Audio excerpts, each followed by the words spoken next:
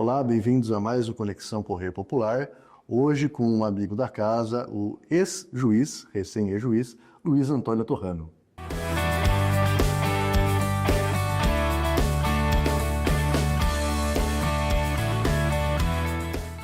Doutor Torrano, prazer tê-lo novamente aqui na nossa entrevista domingueira. Vamos discutir assuntos que consideramos bastante importantes numa situação diferente hoje, que o senhor já está aposentado. Mas antes disso, queria perguntar ao senhor, para o nosso público que ainda não teve a oportunidade de ver entrevistas anteriores, o senhor é natural de que cidade? Bom, antes de mais nada, eu gostaria de te cumprimentar. Alegria também vê-lo, Bruno, o nosso presidente do jornal, falei o Caio certo? Falei. Ítalo, grande amigo de longa data, não só ele, como a família, né? Então é uma alegria mesmo, de coração. Eu, na verdade, eu sou de Orindiúva. Orindiúva é uma cidade de 6.024 habitantes, segundo o IBGE, mas os orindiuvenses têm quase 8.000, entendeu? Mas eu confio mais no IBGE, que eles não me ouçam, né? Mas eu confio mais no IBGE. E então minha família é de lá, meus avós maternos de longa data, um dos cofundadores da cidadezinha, só que na hora do parto, digamos assim, como lá, se hoje tem 6.024 habitantes, há 72 anos atrás tinha 500 habitantes. Então ela veio, ou era parteira, que eu cheguei a conhecer depois a parteira oficial da cidade, ou era Olímpia. Ali o fluxo econômico, hoje é para São José do Rio Preto, mas era para Olímpia e Barretos, né? Tanto é que eu me lembro, quando criança, para Olímpia tinha 4 horários diários de ônibus, só por estrada de terra. Para São José do Rio Preto tinha 2, né? E umas jardineiras, a gente fala ônibus, mas são jardineiras, né? Mas eu sou de Orindiúva mesmo, né? Onde eu tenho casa ainda, vou para lá com muita constância, o Ítalo sabe disso, né? De lá, com 6 anos de idade, eu vim para Catanduva, meus pais vieram, né? Justamente para que eu e meu irmão mais velho pudéssemos estudar, e aos 21 anos de idade eu vim para Campinas, 1975, 21 anos e meio, né? Vim para Campinas e aqui estou, me radicalizei aqui, me fiz aqui profissionalmente, né? E aqui estou, em Campinas. Os estudos iniciais foram em escola pública, professor? Sempre escola pública. Quer dizer, sempre modo de dizer, né? O grupo escolar, o primeiro ano, antigamente chamava-se, agora fundamental, primeiro ciclo, agora parece que aumentou um. Eu é 9, isso. 9. Então era primário, primeiro ou quarto ano primário. O primeiro ano eu fiz em Orindiúva, alfabetizado por uma tia minha. Já do segundo para frente, em escola pública. Aliás, só tinha o grupo escolar e até o quarto ano de grupo. Meu irmão tinha passado para o quarto ano de grupo, por isso que meus pais mudaram de Orindiúva para Catanduva. O ginásio eu fiz também escola pública, o colegial clássico, fiz clássico, científico, normal, contabilidade. Tinha admissão? Tinha admissão do quarto ano de grupo para o quinto ano, para a primeira série do ginásio. Exame de admissão. Até foi muito engraçado, eu nunca me esqueço.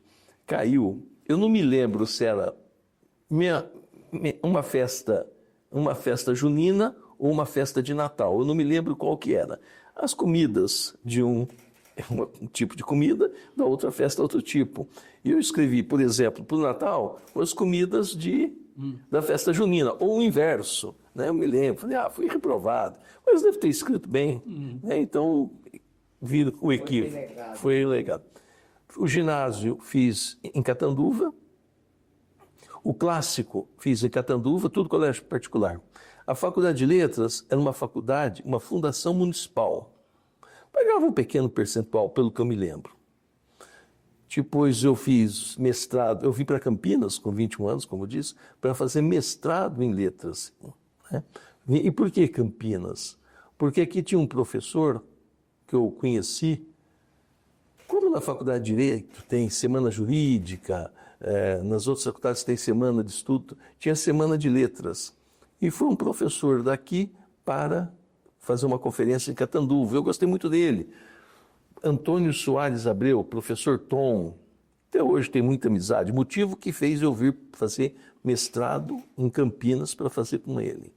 Ele é o pai da juíza Patrícia Paiquim, sogro do juiz Richard.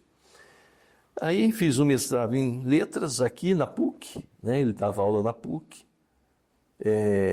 Depois eu resolvi fazer direito. Fiz na PUC. Aí fiz um mestrado em direito na PUC de São Paulo. Um outro mestrado também em direito na Unesp. Doutorado em direito na PUC de São Paulo.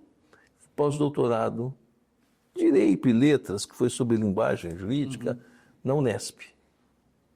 Esse foi todo o percurso. O percurso, Agora, professor, nessa passagem aí, letras para direito, houve um pendor inicial mesmo por letras, para depois o senhor passar, ou já eram duas questões que Duas questões, eu até te digo. Nunca me esqueço. No segundo ano do curso clássico, eu tinha uma professora de português, chamava-se Maria José Dorange, D''Orange. Mas a mulher era uma sumidade em língua portuguesa. Nunca me esqueço de que eu e meus amigos, tudo adolescentes, quer pegar o professor. Descobrimos no dicionário, folheando, que a palavra ósculo, sinônimo de beijo. Nós nunca tínhamos ouvido falar de ósculo. Pedimos para elas, a queima-roupa, um sinônimo de beijo. Ela, ósculo, beijar, oscular, né? Na hora. Mais ainda, a minha admiração por ela cresceu. E no terceiro colegial, terceiro clássico, eu tive um professor de sociologia, imagina, sociologia para terceiranista, eu tinha lá meus 15, 16 anos. Ele era um advogado de Catanduva. Na época, segundo eu ouvia dizer, era o melhor advogado de Catanduva. Vicente Celso Qualha. Ele ia lá e ele via que ninguém estava interessado em sociologia. Então, cada dia da semana que tinha aula com ele, levava um caos, digamos, uma situação que, para ele explicar, fulano desquitou, bateu o carro, prendeu um maconha. Quando prendia com maconha era notícia de primeira página, né? E aí ele explicava tal. Eu pensava assim, poxa, se quando eu for adulto, profissional, se eu souber português, como aquela professora do ano passado, e leis, como esse professor Vicente, eu vou estar feito na vida. Dentro daquela insegurança do adolescente, eu estou feito na vida. É assim que eu vou me formar. Vou fazer letras, vou fazer professor português e leis. Aí fiz letras, fiz mestrado, mas na época eu nem sabia o que era delegado, o que era isso. Já fazendo letras, mestrado em letras, aí já sabia promotor, delegado, juiz. Falei, agora eu vou fazer a outra faculdade de que eu gostaria, e para ser juiz. O meu primeiro exame de juiz foi no vestibular da PUC para entrar no curso de Direito. Foi a primeira fase, digamos assim, do ingresso na magistratura, que já entrei com esse objetivo. Professor, como é que foi a experiência na docência? Porque o senhor foi docente nas duas carreiras, digamos assim, né? E eu comento isso porque os meus professores de português, o senhor foi um deles, sempre me marcaram muito, né? Porque eu sempre tive o desejo de ser jornalista. E eu lembro de uma professora do ensino médio, que era uma professora austera, que usava óculos na ponta do nariz, séria, e ela falava assim, a frase mais bonita da língua portuguesa é "sou todo ouvidos". Sério? E como se chamava essa professora? Não lembro. Porque às vezes pode ser que... Porque eu licionei no segundo grau, tá? Eu licionei em ginásio e colégio. No Colégio Imaculada, Instituto de Educação da Imaculada, e no Liceu Salesiano Nossa Senhora Auxiliadora, né? Paralelamente à PUC. Que eu dava aula na PUC, mas também tinha poucas aulas.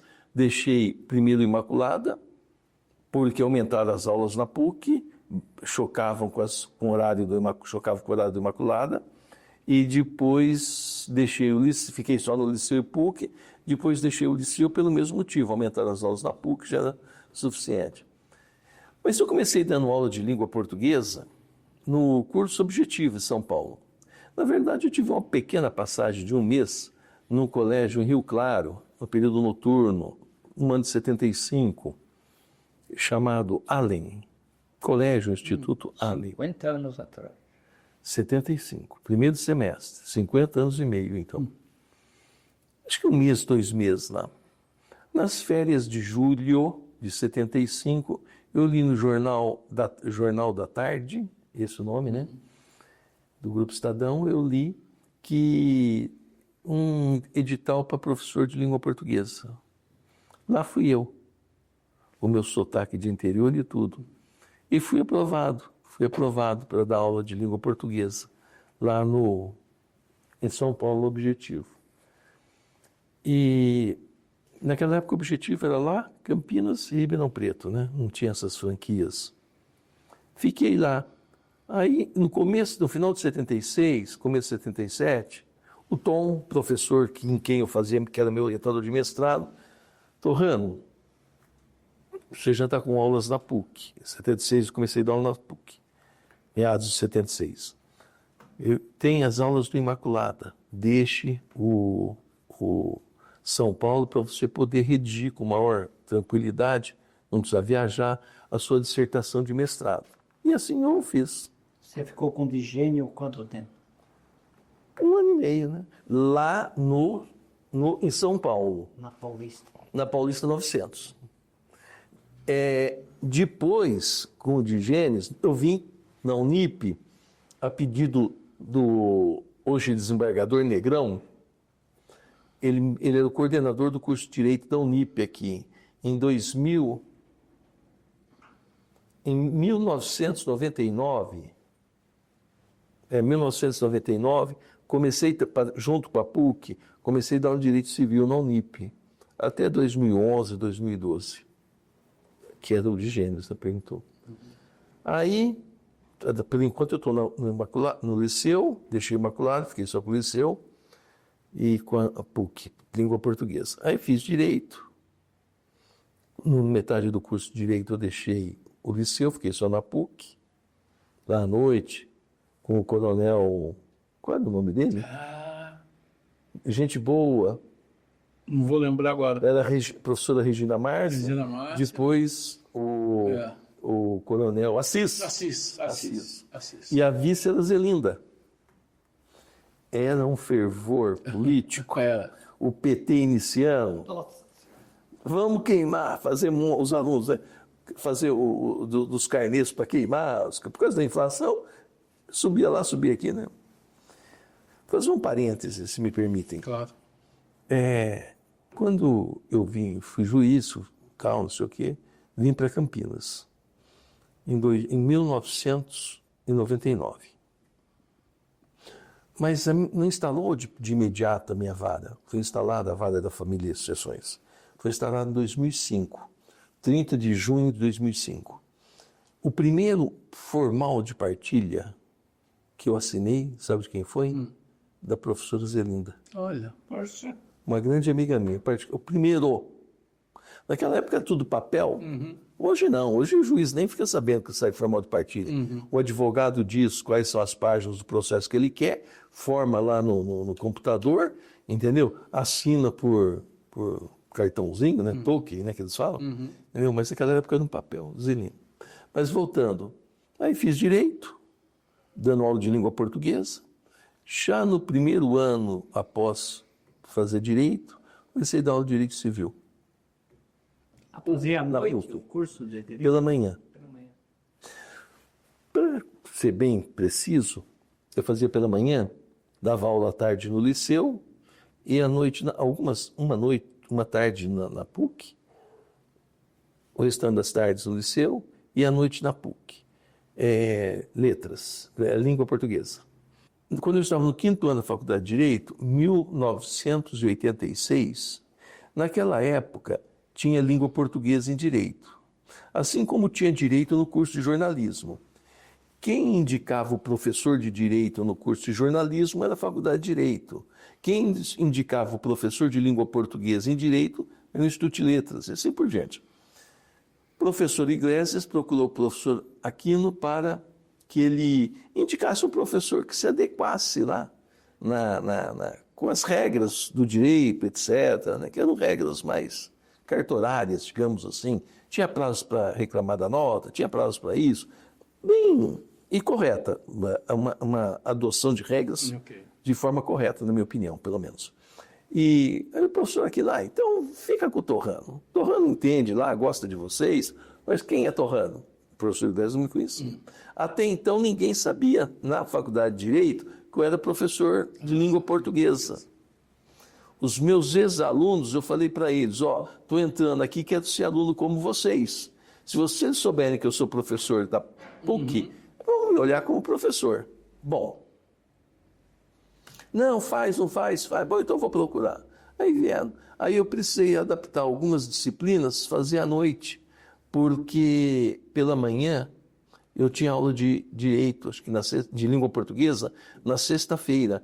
Então as matérias do direito na sexta-feira eu fazia à noite, né? E aí, logo em seguida, no ano subsequente, eu prestei um concurso para professor de Direito Civil, fui aprovado na PUC e começou o magistério de Civil também. O concurso para aprovação para a magistratura foi quando e qual foi a primeira posição que o senhor assumiu? Onde foi? O concurso eu assumi, tomei posse na magistratura, dia 30 de outubro de 1989. No mesmo dia que você aposentou? No mesmo dia que eu aposentei. Por isso que eu falei, 36 anos gravados, como dizem.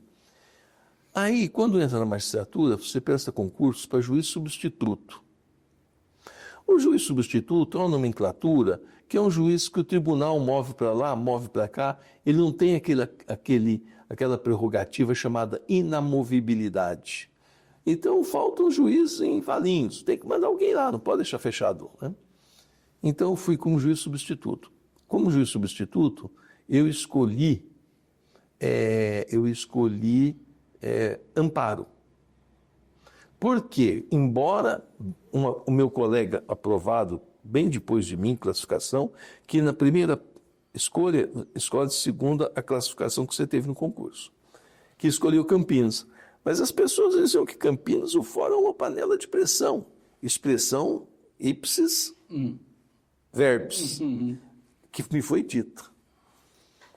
Eu falei, o quê? Eu era mero professor de língua portuguesa e também de direito civil, mas não tinha advogado, nunca advoguei. Né? Eu vou escolher Campinas, nunca advoguei, nunca entrei num fórum, como profissionalmente. Para usar uma analogia do futebol que o senhor gosta, precisava um pouco de cancha. Precisava um pouco de cancha. Ou, como costuma usar na magistratura, precisa pegar embocadura. Exato. Né? Aí eu fui para Amparo. Lá encontrei um juiz sensacional, uma pessoa muito bacana, muito. Todos os bons predicativos, usando uma redundância. Que é Paulo Antônio Lenzi. E fui para lá, fiquei até março, de outubro a março com ele lá. Aí Torrano, eu vou para São Paulo para pedir minha aposentadoria. E você vai comigo para voltar para ir para Campinas. Você não precisa ficar vindo para cá, não. Você já está bom demais. Eu conheço a magistratura, você já está bom demais. Se melhorar muito, ainda vai fazer sombra. Aí eu vim para Campinas como juiz substituto. Eu pensei que era Itatiba, seu... Não. De Campinas, mas fiquei pouco tempo. Fiquei até julho de 2000. 3 meses só. Aqui. Aí eu fui para a minha primeira comarca, do qual eu fui juiz titular, foi Miguelópolis. Às margens do Rio Grande, lá perto de Garapava, Ituverava. Perto da sua terra também. Não, 150 quilômetros, rio abaixo da minha terra. É um triângulo, né? Onde lá dá menos, dá 150. Aí fui para lá. Lá eu fiquei até em 1992. Em 92, fevereiro de 92, eu vim para Itatiba. Exato, 92. Aí fiquei até 99 em Itatiba. Aí vim para Campinas. Essa foi a trajetória. Agora, doutor, o senhor acaba de se aposentar. Sim. Então, a primeira pergunta é, houve uma preparação para isso? Você se preparou de algum modo? Então eu vou te dizer. Há 2 anos atrás, eu até pensei, falei, tô meio cansadão. Estava pensando. Aí um amigo meu, juiz, Torrão, abriu inscrição para juiz eleitoral. Vamos fazer inscrição? Falei, eu não tenho chance. Vamos juntos, vamos subir do café, do lanche, a gente faz na minha sala, faz inscrição. Eu não sou muito conhecedor de computador, então eu tenho certa dificuldade. Digito com todas as mãos, no Word, mas começar a querer fazer isso, fazer aquilo, eu já não sei. O computador, para mim, é uma bela máquina elétrica, daquelas sofisticada, que paga, muda. Aí eu falei, e não é que deu certo? No dia 30 de outubro de 2023, o TRM nomeou juiz eleitoral da 33, da zona 33ª. Falei, agora fica chato eu me aposentar. Os caras falam, esse Torrano é irresponsável, né? Quem é que fez inscrição? Vou ficar aí. Então suspende a ideia. Na minha vida de juiz, 36 anos, eu tive 3 férias apenas. Em 1997, que o juiz tem 2 férias por ano, né? Ele tira à vontade. Porque antigamente tirava em janeiro e julho, que também seria, aspas, as férias dos advogados. E ficou isso, na legislação tem 2 férias. Mas em 97 começou uma conversa, não, se o juiz não tira férias, ele não precisa de 2 e tal, vamos reduzir para 1. Aí o presidente do tribunal pediu que a gente tirasse. Aí eu tirei, 97. Depois, em 2000, janeiro de 2000, quando eu tinha chegado a Campinas, não sei por que cargas d'água, também falaram para tirar férias, tirei. E agora, em julho, eu falei, eu vou me aposentar nesse dia 30 agora. Eu vou tirar as férias, as terceiras férias. Eu vou tirar para ver como é que esse negócio não vai fazer nada na vida. Então, desde lá eu vim, mas não falei para ninguém. Okay. Venho curtindo essa ideia, e até que, no meados de outubro, comuniquei ao presidente do tribunal, os colegas, que eu ia tirar certo. Fui pego de surpresa, os colegas foram pegos de surpresa. E pelo menos exteriorizaram uma grande decepção de eu sair, etc. Você tinha que continuar até os 75 anos, tal, né? Pelo menos exteriorizaram, né? Mas acredito que tenha sido de coração. E o que o senhor tem programado para agora? Eu respondi outro dia a essa pergunta, não me lembro para quem. Eu falei, a única coisa que eu assumi, posso falar, ele sabe, que eu assumi mesmo é ter uma coluna no Correio Popular. Assumi, já faz tempo que o Ítalo, meu amigo, vem chamando, vem convidando, mas Ítalo, eu não tenho tempo. Mas só que é o seguinte, nós vamos ter essa coluna a partir de janeiro, porque novembro e dezembro serão atividades gastroetílico-familiares. Muito bem.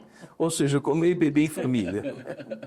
Porque eu tenho minha cidade lá, então meu irmão vai para lá, depois minha companheira tem uma irmã no Japão, vai vir, ela vai querer ficar por lá, e sempre tem um vinho e sempre tem uma perna de carneiro assada, né? Por isso que eu digo gasto, etílico e família. Né? Agora, alguma... Eu fui um dos primeiros a visitar. Não, ele foi um dos primeiros amigos. Ou não. Um dos não. Ele foi o primeiro a ir lá. Doutor, eu tenho 2 perguntas. Uma primeira. Saber se é verdade um zum que eu estou ouvindo aí que vai aposentar. Eu falei, é verdade. Dia 30 eu pedi já minha aposentadoria, pedi dia 30. Então, a segunda, dar os parabéns, etc., foi quando eu firmei com ele para o mês de janeiro. Que bom. Agora, alguma expectativa literária, professor? Bom, na verdade, eu sou professor de língua portuguesa. E da academia. Da academia, o Ítalo também, né? E as pessoas acham que eu sou ligado à literatura, mas eu não sou ligado muito à literatura. Eu sou mais ligado à gramática, à língua, não à literatura. O irmão dele, sim. O irmão dele Meu irmão é tradutor de grego, inclusive. grego antigo. Muitos livros publicados, professor da USP, de língua e literatura grega antiga, né? Ok. Então ele é mais disso. Eu gosto mais da língua. Então, as coisas, os meandros da língua, etc. Tenho 2 livros, né, de língua portuguesa. Então, eu pretendo rever essa gramática que eu tenho da língua portuguesa, atualizá-la, que ela não está atualizada, já é antiga, não está atualizada pelas novas regras da acentuação, hífen, etc. E também livros de língua, de direito, né? Mais precisamente direito civil e processual civil. Perfeito. Agora, aproveitando a novidade que o senhor nos disse aí sobre ter uma coluna no jornal, que temas, senhor Batata? Temas gerais? O que vier, combinei com o Ítalo, É. o que vier na cabeça. Um dia a gente fala de Ponte Preta, outro dia fala do trânsito, outro dia fala da língua portuguesa, outro dia fala da lei Dos políticos. dos políticos, da lei Maria da Penha. Uhum. Cada dia é um assunto. Estou até pensando no nome que vou submeter à apreciação dos senhores, né, para a coluna. Esse é o nome do artigo, porque ele será na opinião. Tá. Entendi. Então não precisa de nome. Melhor ainda, não precisa não. Agora, o senhor tinha uma série de atribuições, até então, como diretor do fórum, à frente da Justiça Eleitoral. Como é que ficam essas posições com a saída do senhor agora? Então, na Justiça Eleitoral, como vencia, no dia 30, vencia meu biênio. Então, deu certinho, vencia meu biênio. Então, eles já tinham aberto concurso. E os juízes de direito titulares de varas interessados se inscrevem, e aquele que há mais tempo não é juiz eleitoral, galga, é o escolhido. No caso, para a 33ª, foi escolhida a doutora Roberta Mourão. Né? Para a minha vara, em especial, a primeira vara de família e sucessões, vai ser aberto proximamente, não só para a minha vara, mas para todas as varas que não estejam providas, vai ser aberto um concurso interno também, e os juízes interessados se inscrevem, e é também escolhido o mais antigo, ou que esteja numa entrância igual à minha, se for remoção, ou que esteja mais antigo, numa entrância inferior à minha, que é a final, que seria a entrância intermediária, o mais antigo. Então, eu não sei se vai abrir por promoção, que venham da entrância intermediária, o mais antigo que quiser, ou por remoção, que é da mesma entrância final, mais antigo que quiser. Ainda vai. Por enquanto, está lá designado um juiz auxiliar de Campinas. E para a diretoria do fórum, já há algum tempo, prevendo que eu ia dia 30 a sair, eu sempre pedia a colaboração, a ajuda de uma juíza, que eu acho que tem o perfil para ser juíza diretora do fórum, chamada Renata Bernardes. Renata de Oliva, ou sem o D, Renata Oliva Bernardes, né? Ela que tem um perfil, sabe falar sim, sabe falar não, tem um discernimento administrativo muito bom. Então, em acerto com ela e com a presidência do tribunal, ficou ela, né? Agora, esse final de ano, aliás, dia 12 agora, tem eleição para os órgãos diretivos do Tribunal de Justiça de São Paulo, que seria para o presidente, vice-presidente e corregedor-geral de Justiça, né? Que assumem dia 1º de janeiro, né? É um biênio lá também. Aí esse novo presidente vai escolher um que seja da sua confiança, em termos administrativos, etc., né? Nos últimos quase 17 anos, sempre que trocava o biênio, o novo presidente me mantinha no cargo, e talvez que eu fosse a pessoa indicada. Perfeito.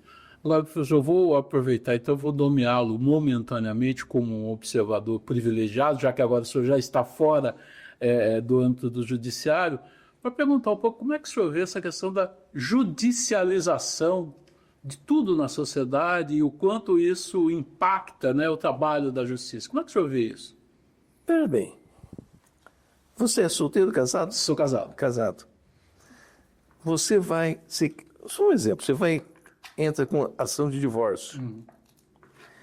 Eu estou cansado como juiz. Vou enfiar na gaveta e largar lá. Posso? Não. A sociedade ingressa com uma ação no Supremo. Normalmente a gente está falando Supremo. Concorda? Entra. Não dá para o ministro do Supremo engavetar. Eu acho que ele até gostaria. Se sou eu que estou lá, alguns casos demais. Não tem gostaria de engavetar. Esquece, deixa isso aí para lá. A judicialização só existe porque a sociedade ingressa com a ação. Não tem como engavetar. Tem que devolver. Por exemplo, um partido, não sei, quis a descriminalização do aborto até não sei que mês. Entendeu? O certo disso aí, como tem os que querem aborto, os que não querem, tá favoráveis, contrários, o melhor seria engavetar isso aí e deixar o negócio, o barco correr. Mas não pode. Tem que dar uma resposta à sociedade. Essa é a realidade. Mas vai tudo para o Alexandre de Moraes. Antigamente ia tudo pro Moro. Certo? Por quê? Ia tudo lá, ia tudo cá. Por um instituto do direito processual civil que se chama prevenção. Tudo que diz respeito a esse fato aqui, esse conjunto de fatos, entraram com uma ação. Isso acontece aqui, acontece no tribunal, em São Paulo, no TJ, acontece no STJ e acontece no Supremo. A prevenção. Desses fatos, ocorreu uma ação, caiu com o juiz Torrano. Esse outro que é ligado a esse, tem que ir para o juiz Torrano, até para evitar decisões contraditórias. É a lei, senão dá decisões contraditórias. Por exemplo, vamos pegar... Vai concentrando. Vamos supor, pegando aí um exemplo que está mais na moda. Grupo 1 do golpe, o que não foi golpe, daquela 8 de agosto, 8. Grupo 1 caiu com o ministro Alexandre. O grupo 2 tem que cair com ele. Por quê? Porque senão o relator do grupo 2 diz que não teve nada. O relator do grupo 1 diz teve sim. Vira uma balbúrdia. Esse é o X. Agora, o que eu sei, e que estou fazendo uma análise, é do aspecto processual. Agora, vou falar o que eu sei pelos jornais, pela mídia, televisiva, etc. Tal, né? Ao que parece que o Instituto da Prevenção, com o Moro, foi meio forçado. Tanto é que eles anularam, mandaram voltar. Com o Alexandre de Moraes, não vou dizer que seja forçado ou não seja forçado, que eu não conheço. Estou dizendo o Moro que foi, porque a mídia assim o disse. Então vai judicializar. Se eu entrar numa briga de quem que é a galinha, se é minha ou do nosso querido amigo Ítalo, vai cair com o juiz 1. Você vai discutir de quem são os pintinhos, tem que ser com o juiz 1. Entendeu? Mais ou menos. E aqui já cuida da galinha. Cuida do pintinho. Agora, tem o Instituto da negociação, né, que pode chegar a um acordo. Isso não está pouco explorado ainda, doutor? Conciliação? Não, muito explorado. Muito explorado. O que acontece é o seguinte. Bom, tem dois tipos, né? Eu estou falando da conciliação no civil. Lá no criminal, para os crimes de menor potencial ofensivo, crime de bagatela, tem também o juiz, o promotor, em vez a pena sua vai de 1 a 4 anos. Você roubou uma pasta de... Fulano furtou uma pasta de dente aí na drogaria X. Né? Vai de 1 a 4 anos.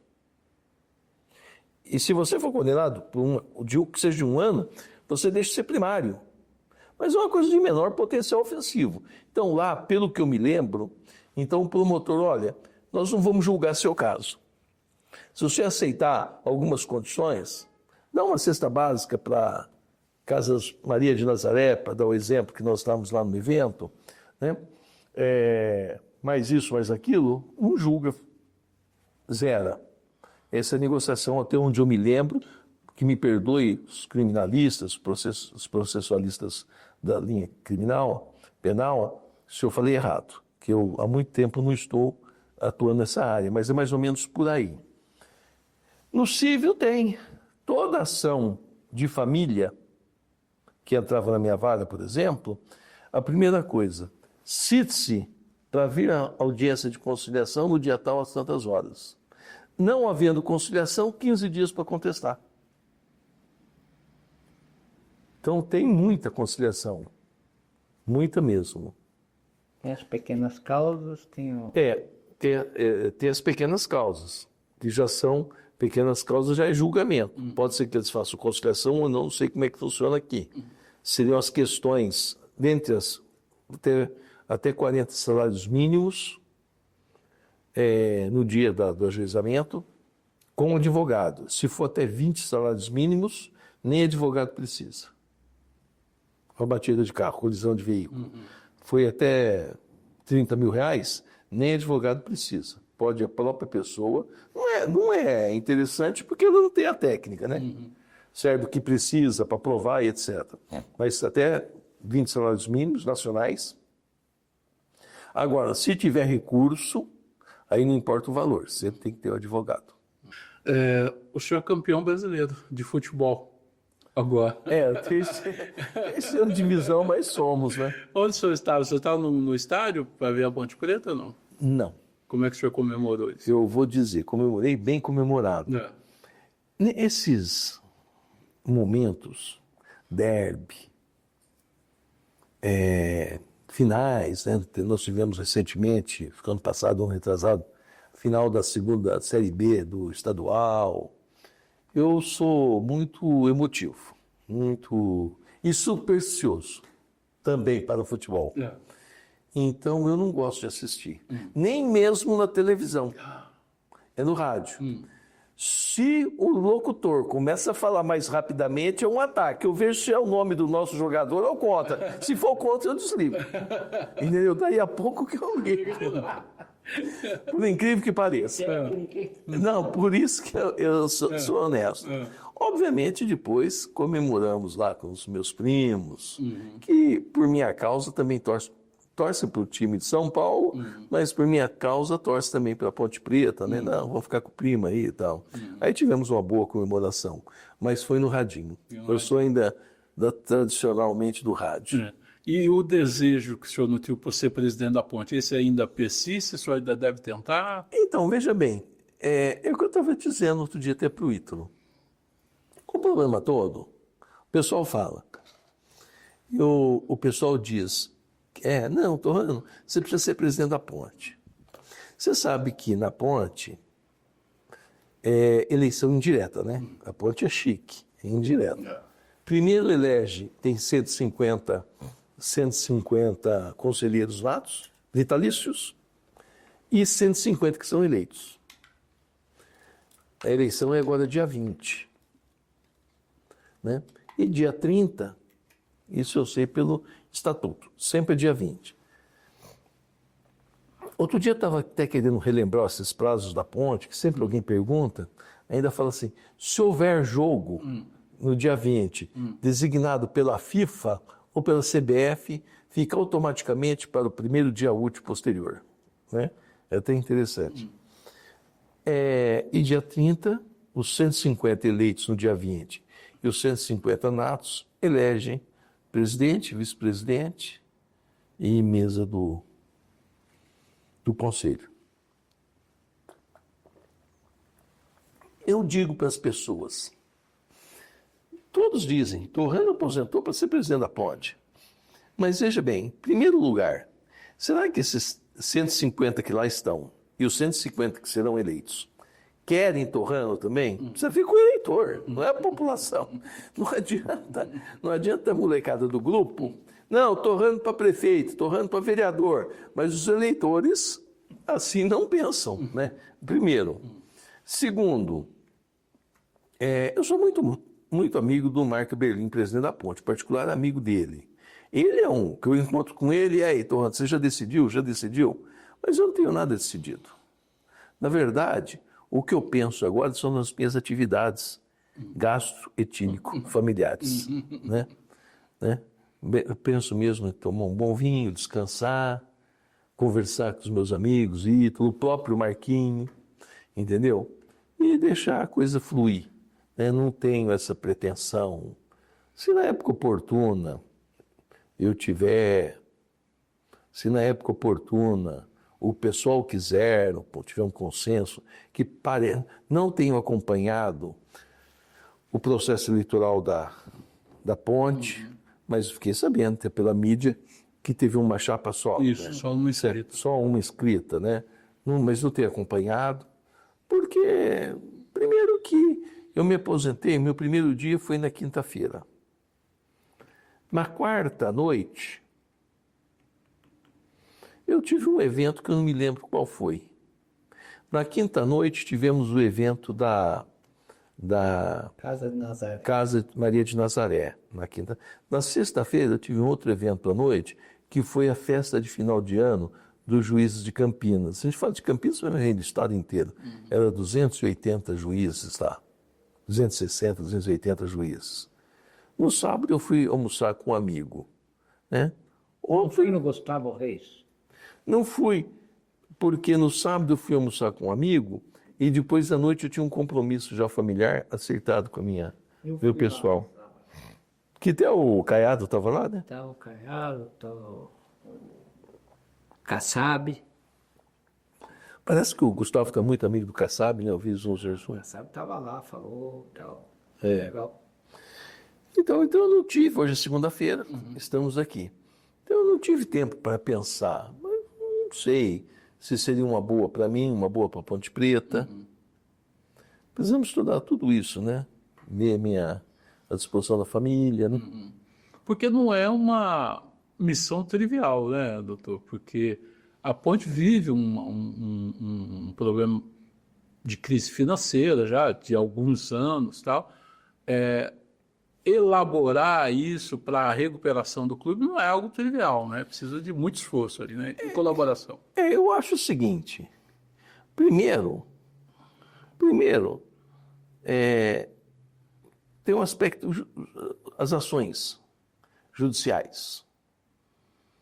Eu não sei quantas ações ela tem. Eu ouvia lá no fórum, um juiz comentava, outro juiz comentava, às vezes nem comentava perto de mim, porque sabe que eu sou amigo do Marquinhos, entendeu? Mas a gente vê que tem uma boa meia dúzia, talvez de dezenas, né? Não saberia quanto, não tenho ideia. Mas veja bem, tem que ter um bom departamento financeiro. Porque eu estava falando para o Ítalo, talvez você me ajude. Recentemente, questão de um mês, eu ouvi na CBN que a CBN sempre ele tem um programa de esporte de 11 e pouquinho até meio-dia e das 4 até as 5, que são era no horário que eu estou indo para o fórum, 11h30, por aí, estava indo para a cidade judicial, então eu ia ouvindo. E às vezes eu ouvia no finalzinho da tarde também, que eu saía mais cedo para a sala eleitoral. Eu ouvi na CBN que só para um jogador o Corinthians devia 23 milhões. E parece que ele jogou 3 ou 4 partidas só. Até o pessoal da CBN estava criticando, né, o administrador corintiano que criou essa situação. Então. O São Paulo é um bi tanto. Quer dizer, deve ter caminhos para isso, né? Deve ter caminhos para isso. Entendeu? Deve ter caminho. Que entre nós, não dá para fechar um São Paulo Futebol Clube, não dá para fechar um Santos Futebol Clube, não dá para fechar uma Ponte Preta, um Guarani. Vamos lacrar o Guarani, fechar, não existe mais Guarani. Igual o time que jogava ali na Mogiana, né? Não dá para um número de torcedores, tudo isso aí. Então tem que ter um caminho. Qual é o caminho?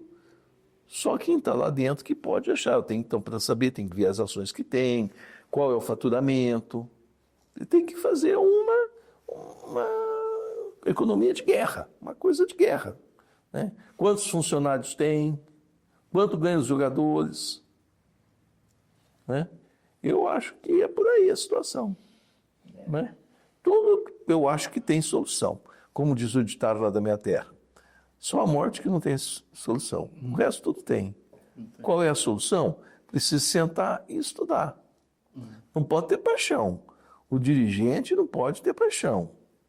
Ah, não, tem que contratar. Me lembro de um jogador, tempos atrás, nem vou falar o nome, que eu também não me lembro, contratou um jogador, um só, da Ponte Preta, segundo eu vi na mídia, R$200 mil mês. Isso há uns 5 anos atrás, hein? 6. Segundo a mídia, era um jogador, não me lembro o nome dele. Entendeu? Não tem cabimento isso, né? Não faz sentido. Até ela encorpar e ir para frente. Agora, a sua base vai continuar sendo Campinas, embora vinca por Itiúva, mas Campinas. Né? Campinas. Mudei até de apartamento para apartamento maior. Que eu morava num apartamento do Cambuí, próprio.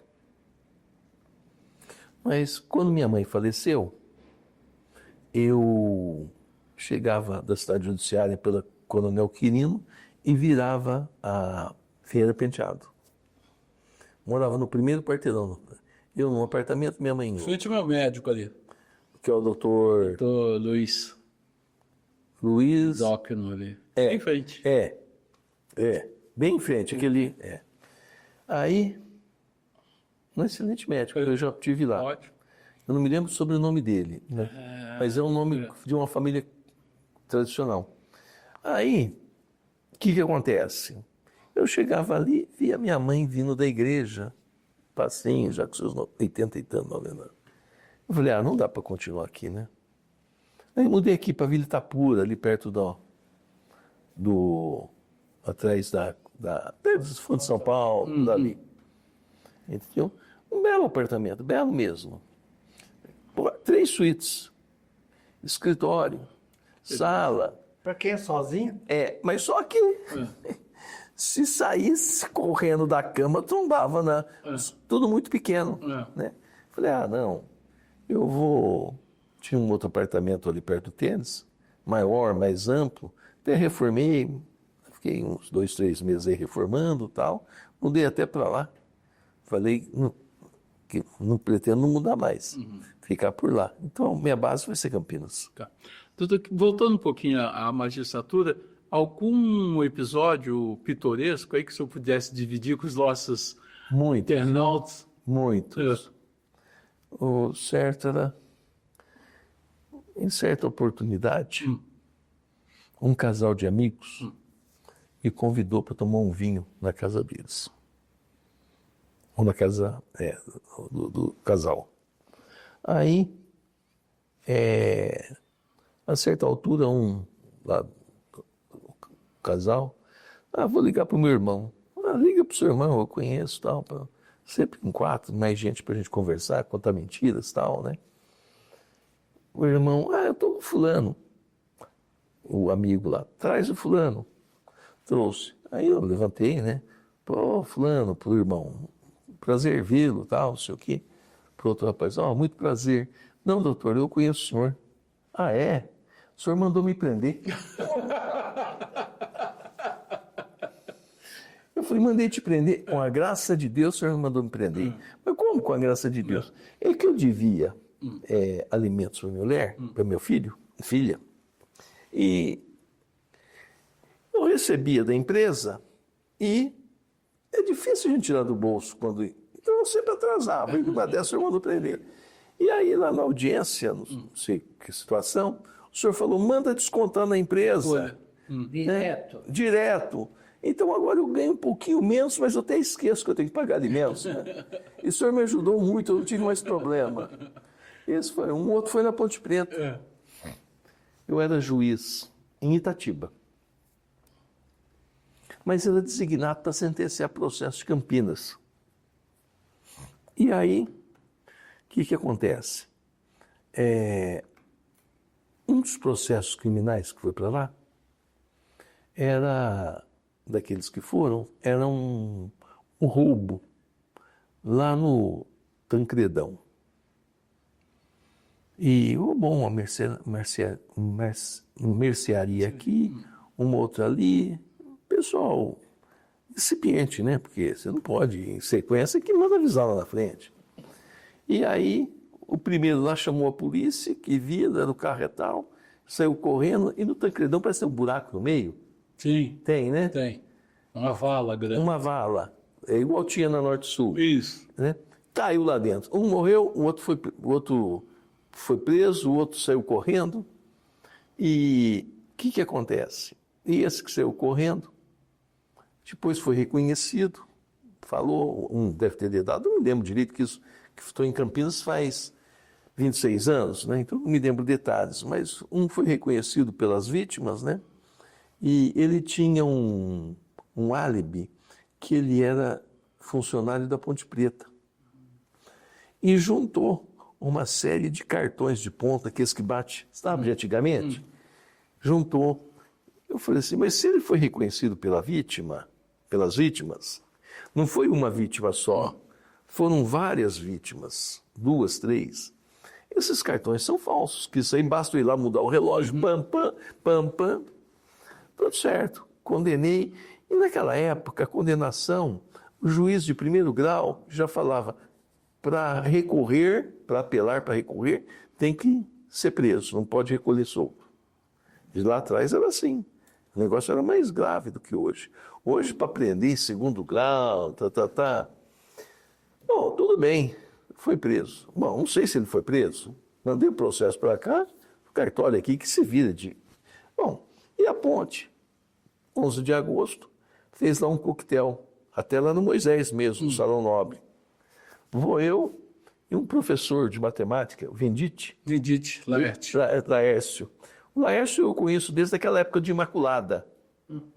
Aliás, em 77, 75, 76, fazendo mestrado e lecionando em São Paulo, eu não tinha tempo nem de ouvir falar de nada, pela correria da minha vida.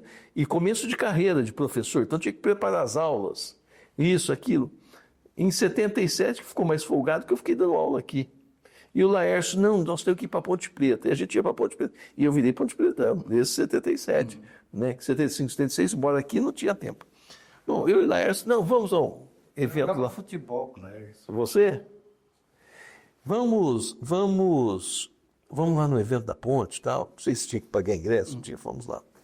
Estou lá, bem penteoso. Você viu quem foi preso essa noite, essa tarde aí? Fulano de tal. Fulano de tal é aquele que eu condenei. Mas o juiz foi injusto, ele estava trabalhando na ponte, e não sei o quê, nós vamos recorrer. Eu falei, ele é um dos seguranças da ponte, dos vigilantes. Lércio, vamos cair fora antes que eles descubram desse juiz. Depois eu vim saber, contando, depois de 5, 6 anos, que aí eu já era ponte pretano, e contando, aqueles lá de batida, tudo falsificado, né? Você tinha razão. Tem alguns casos interessantes o que tem. Doutor, eu queria que o senhor fizesse um comentário, assim, em tese, não especificamente, mas em tese, para o nosso leitor entender um pouco algumas nuances que tem, por exemplo, quando o senhor fala do julgamento, né? A gente tem esse caso do Supremo e que os defensores, por exemplo, do ex-presidente Bolsonaro querem tirar de uma turma para ir em outra porque acredita que uma outra turma pode ser favorável. Aí o cidadão fica meio, mas peraí, não é justiça, não está tudo ali na lei? Como é que pode mudar o veredito de acordo com a turma? Como que a gente pode entender melhor? Antes de falar sobre isso aí, eu vou contar um caso. Tá. Minha primeira comarca foi Amparo. Eu fui para lá porque tinha um... Por quê? Poderia ter escolhido outros da região. É direito de escolha? Aparece a lista lá. Chegou na sua vez, o que não foi escolhido, você pode escolher. O juiz de lá, doutor Paulo Antônio Lenz, grande juiz, grande, todo mérito para ele. Conversando, né? Uma conversa, eu não me lembro em que contexto, ele falou, Torrano, tem a lei e tem a formação do juiz. a formação do juiz, ele vai aplicar a lei segundo a sua formação. Óbvio que não pode contrariar a lei, mas tudo tem um problema de formação, né? Porque se não fosse assim, o Tribunal de Justiça não abriria concurso para juiz. Ele abria licitação para comprar computador, se fosse frio o negócio. E a inteligência artificial. Hoje é inteligência artificial. Isso eu estou falando de 36 anos atrás. Era o começo do computador. Mas veja bem. Então, lá nós temos 11 ministros, 2 turmas do Supremo, nós estamos falando. São 5 na primeira turma e 5 na segunda turma. E tem o 11º, digamos assim, seria o presidente, que não pertence nem uma turma nem a outra. Bom, aí, quando ele deixa de ser presidente, vem um outro ser presidente, ele entra no lugar desse que veio ser presidente. E tem o plenário, que é julgado pelos 11. Se der empate, o presidente vota com o voto de Minerva, se não der empate, ele nem precisa votar. Eu não conheço o regimento do Supremo Tribunal Federal. Essa mudança, no que diz respeito a essa mudança de turma. Entendeu? São narrativas. Uns acham que deve mudar, outros acham que não deve mudar. Eu não saberia dizer. Agora, nós temos ministros, como, por exemplo, o ministro Fux, que achou que determinados atos daqueles pelos quais os 7 lá estavam sendo acusados, entendeu? Achou que alguns dos atos lá que não consistiam, que não se enquadravam no tipo penal indicado. É aquela história. Se eu quebro essa cadeira, em tese, eu cometi um crime de dano. Agora, por que eu quebrei a cadeira? Tem as figuras de excludentes que deixam de ser crime. Uma excludente, legítima defesa, o estado de necessidade, etc. São excludentes de antijuridicidade. Entendeu? Que eu posso ver o Bruno pode vir, não, Torrano quebrar a cadeira mesmo. Também o Ítalo o deixou nervoso, irritado, ele quebrou, foi num momento. Você vai falar, não, a irritação nada de tanto, é crime de dano. Entendeu? É aquela história, tem a lei e tem o viés cultural, a cultura do juiz. Vou dar um caso. Em Miguelópolis, logo que eu cheguei lá, tinha um crime ambiental que o cidadão, no brejo, naquela parte, na várzea lá, ele fez rasgões assim, jogou bambu e jogou terra por cima. Ou seja, a água, a terra, o bambu, que não apodrece porque não tem contato, a água ia para aquele rego d'água. Não vinha mais, então secou o brejo. E era um crime ambiental. Ele não tinha, foi lá no APP, né? Área de Preservação Permanente. Ele demonstrou que aquele brejo, ele dava um tipo de mosquito lá que atacava a família. Um mosquito qualquer lá, que eu não me lembro mais, faz 36 anos isso. Entendeu? Então, eu consideraria aquele mosquito como uma excludente da antijuridicidade da conduta dele ou não. Como eu conhecia o caso, eu achei que aquilo lá não era um crime para ser condenado, mas uma pena dele reflorestar aquele pedaço de terra que ele secou.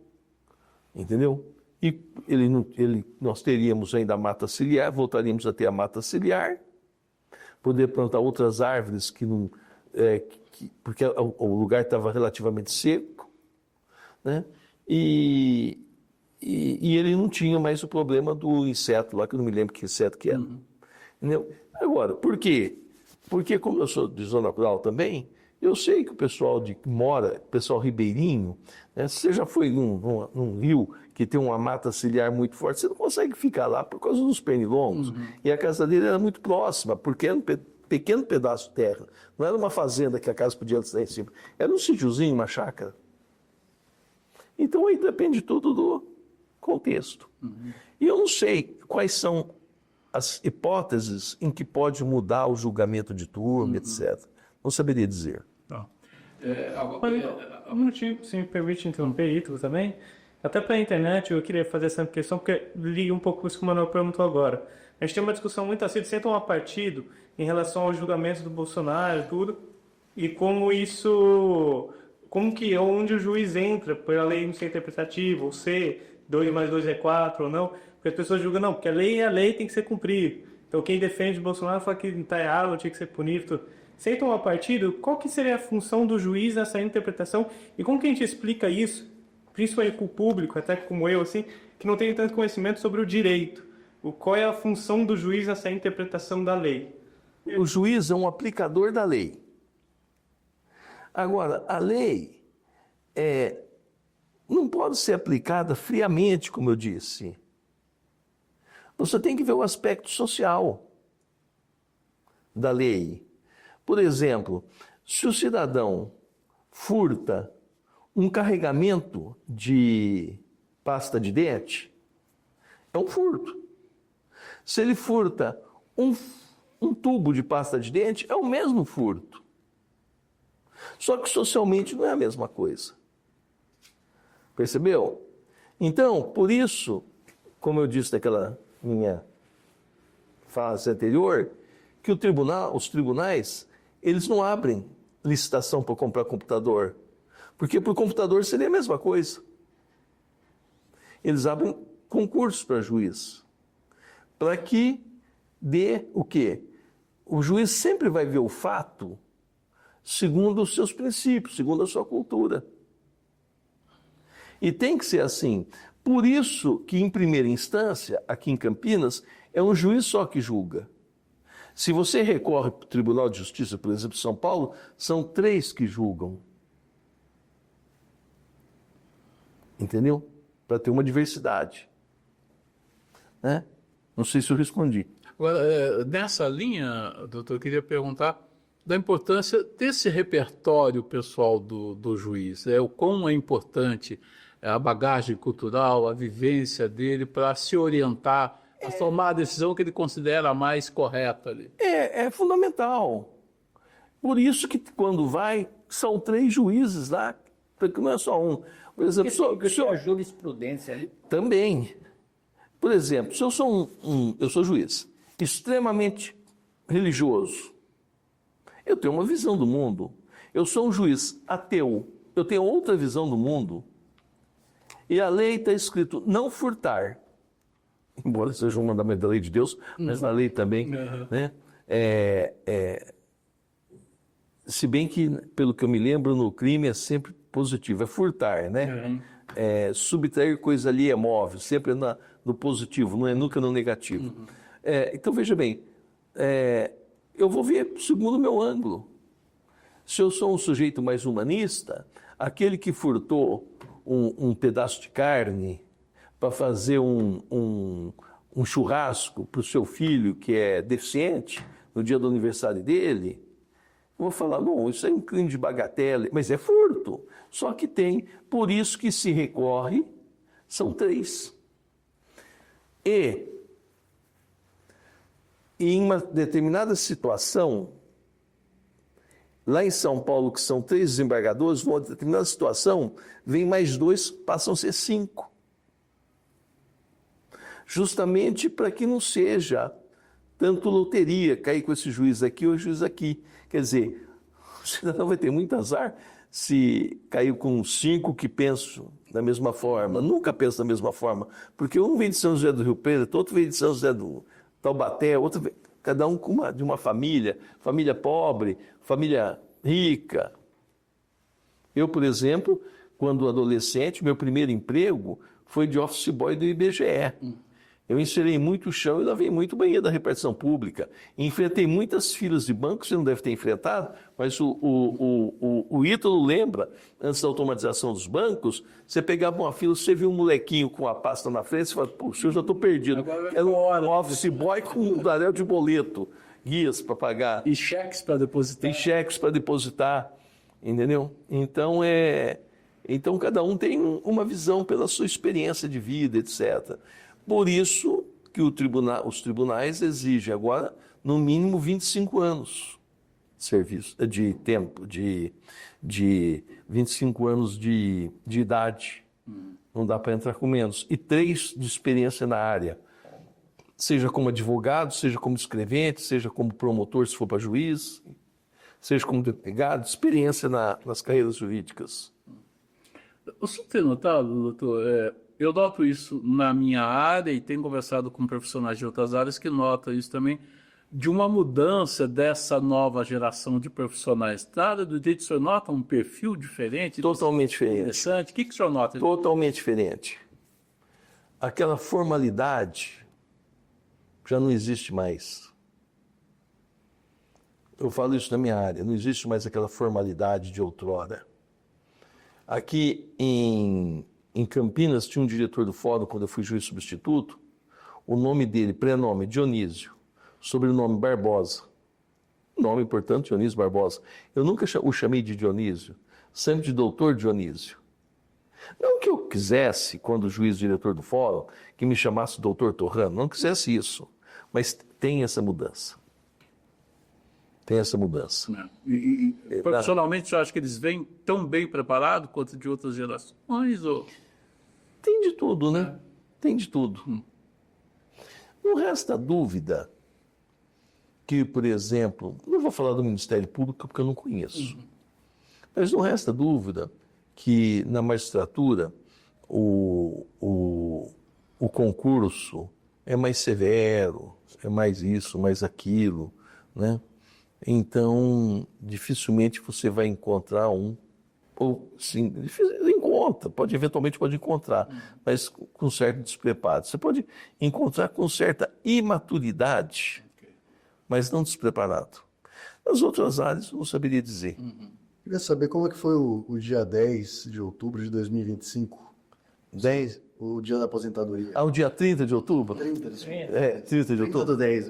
30 do 10. Veja bem, eu acordei cedo pensando, mas será que eu tenho que ver algum processo ainda? Não sei o quê. Verdade. Sabe, você fica meio deslocado, né? Depois de 36 anos, sempre na mesma toada. E eu nunca quis fazer carreira. Todos aqueles que foram no meu concurso, naquele 30 de outubro lá de 1989, e outros concursos superiores de 90, do ano 90, todos que quiseram, estão no cargo de desembargador.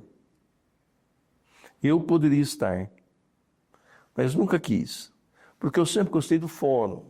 Então eu gostei, como aqui, você chegou e falou, foi meu professor.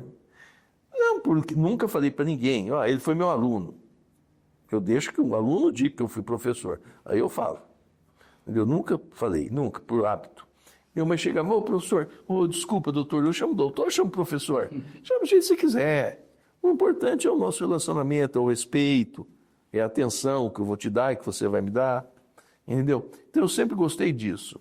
A pandemia, para mim, foi muito chata. Não peguei nenhuma Covid, não peguei nada, nem gripe na época, que podia ser uma Covid disfarçada. Entendeu? Mas foi muito chata porque começou o home office. Eu gostava mesmo de ir ao fórum. O contato para os advogados, sabe? Um mais elegante, outro menos elegante. Aliás, mudou, né? Mudou, hoje não tem. Depois disso, tudo. No fórum sempre teve uma lanchonete dentro. Está fechada a lanchonete, o espaço da lanchonete. Era gostoso, você ia lá, estava tomando um café, viu um advogado, você pagava para ele pagava para você. Sabe, você conhecia mais uma pessoa. Esse contato era muito bom. Hoje não. Hoje aquilo, se for lá agora, dá ver as moscas voando. Um ou outro. Nem até para despacho, né, que o pessoal fala jocosamente, embargos auriculares, né? Já ouviram essa expressão? Entendeu? Jocosamente. Nem isso tem mais. Dificilmente o advogado vai lá para conversar. Marca um dia a videoconferência. Então, eu acho que... Então, eu sempre gostei disso. 36 anos assim. Então, no primeiro dia, no segundo, entendeu? A gente sempre sonha com o que estava lá. Agora, queria que o senhor repetisse, já tratamos isso numa entrevista anterior, mas temos público novo. Qual é o seu hobby? E se o senhor já planeja um hobby adicional agora a essa nova fase? Na verdade, com essa história do home office, eu aproveitava muito para ir para Orindiúva, para minha terra. Obviamente, eu tinha que trabalhar lá, home office. Mas para mim era mais home do que office, né? Mais casa do que trabalho. Mas para eu manter o serviço em dia, os dias que eu ficava aqui eu trabalhava muito, muito. Um hobby que eu tive durante toda a vida foi de correr. Corrida de rua. De segunda a sexta, eu dava uma volta por dentro, por fora na Lagoa Taquaral e uma por dentro. No sábado, não poucas vezes, eu saía da Lagoa Taquaral, fazia Altos da Paz, pegava Norte-Sul e até na Unip, saía de 17 quilômetros, ida e volta. Muitas corridas. A última corrida que eu tive foi a de São Silvestre, que eu fiz inúmeras. A última foi de 2021, foi a última corrida. Logo nesse ano de 22, essa juíza de que eu falei, chamada Roberta Mourão, que pegou a terceira da Zona 33, entendeu? Ela estava grávida, teve à luz. É uma excelente colega, excepcional colega. Eu falei assim, eu fico responsável pela sua vara também. Não precisa. Então, durante 6 meses, eu tomei conta de 2 varas. Da primeira no período da tarde e da segunda no período da manhã. Então, deixei de correr na lagoa. E para retornar é difícil, né?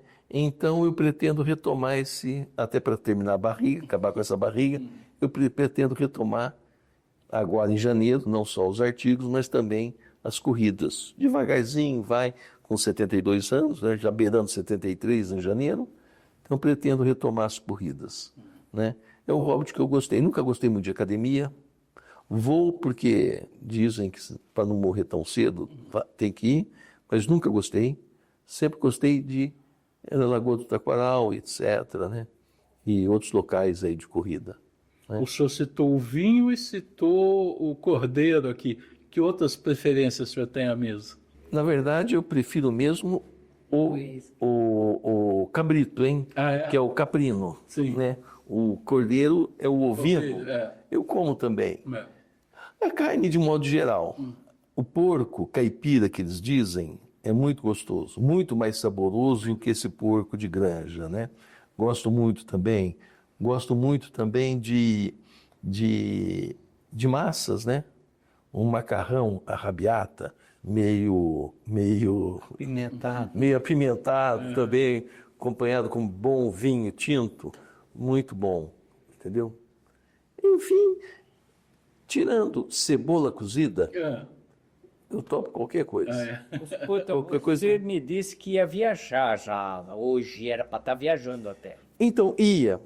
Só que surgiu um probleminha, ou melhor, surgiu uma atividade, na quinta-feira, até se fizerem, vai ser instalado em Campinas a 3ª vara de violência doméstica. Entre nós aqui, que é um absurdo, né? Você precisa instalar uma 3ª, porque as 2 primeiras não estão dando conta de tanto... Isso é uma boa pauta para a gente. Boa pauta. Veja bem, a 3ª vara de violência doméstica, está precisando. Fui eu que fui trabalhar no Tribunal de Justiça para conseguir. Entendeu? Está precisando. O juiz que está na 1ª vara, ele está com a pauta para o ano que vem, e é um juiz trabalhador. Entendeu? Foi instalada a segunda faz 5 meses, 4 meses. E não dá conta da demanda. Não dá conta. E é uma vara mais que de família. É para amanhã cedo. Porque senão continua tendo a violência doméstica.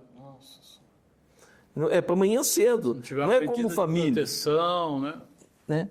Então vai ser instalada a terceira vara de violência doméstica. E vai ser instalado também o juízo de garantias. Né? Que é aquele juízo criado para, se eu não me engano, pelo Lewandowski. Foi se eu não me engano, o autor, se eu não me engano, que é um juiz que conhece os fatos até a denúncia. Então, se é para dar uma busca e apreensão, se é para isso, se é para aquilo, se é para prender preventivamente, até a denúncia. Denunciou, o processo sai desse juiz e vai para um juiz de vara de conhecimento, vara criminal. Para que isso? Porque senão, se o juiz conhece os fatos antes da denúncia, quer dizer, unilateralmente ele conhece, que é só a polícia que trouxe para ele. A não ser as pessoas mais abastadas, não tem um advogado na fase de inquérito. Então o juiz conheceu uma visão unilateral, só da polícia. Tudo certo, só que ele não vai julgar. Ele vai repassar para um outro que não conhece os fatos e vai conhecer sobre o crivo do contraditório, porque aí obrigatoriamente o acusado tem que ter advogado. O que é uma coisa muito interessante no meu ponto de vista. Também vai ser criada essa vara de garantias, né? E então esse juiz de garantias que faz, por exemplo, as audiências de custódia, se mantém preso, se solta, mas ele não vai julgar. E aí é só criminal ou civil também vai? Só criminal. Só criminal. Só criminal. A justiça está mais rápida, então?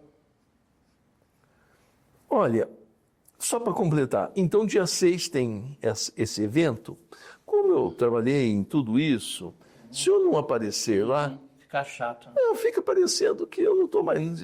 aposentou, já não está mais nem aí, né? E não é bem por aí, né? Não é bem por aí.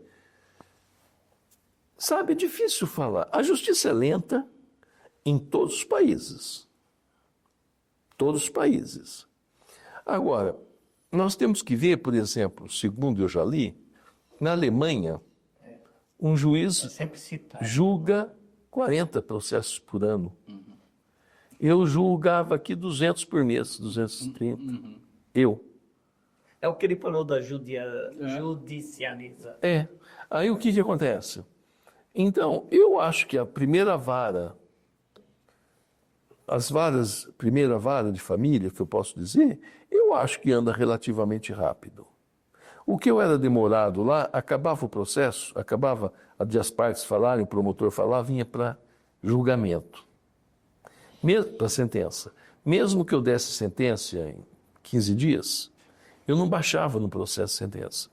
Porque na família sempre os ânimos estão exaltados. Se o juiz demora, o pessoal começa a cansar e os ânimos arrefecem.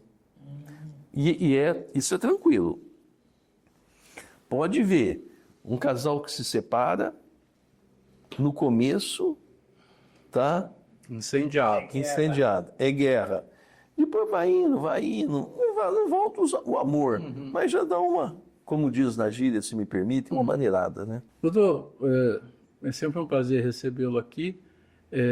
Queria deixar em aberto o senhor mandar uma mensagem para os nossos telespectadores, nossos leitores, e dizer bem-vindo ao time do Correio quando se torna colunista nosso. Certo. Pegando esse gancho aí da vara da violência, conclamar as pessoas a terem mais paciência. Veja bem, um casal tem um filho. Não deu certo o casamento. Até aí, hoje, é tranquilo. É normal que o casamento não deu certo. Só que ele tem um filho para o resto da vida, esse casal. A mulher, não importa o que o marido pensa, sempre vai ser a mãe do filho. E o filho vai vê-la como mãe.